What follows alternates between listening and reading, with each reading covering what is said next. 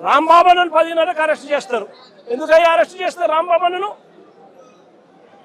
ఎందుకయ్యా రాంబాబు అన్నను అరెస్ట్ చేస్తారు? చంద్రబాబు నాయుడు గారిని తిట్టాడట. చంద్రబాబు నాయుడు గారిని తిట్టినందుకు అరెస్ట్ చేస్తారట.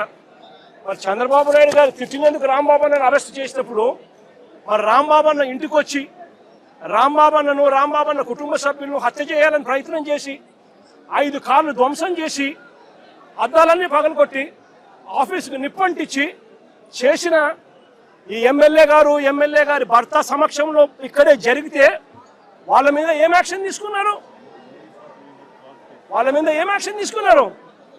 స్టేషన్ బెయిల్ ఇచ్చి పంపించినారు.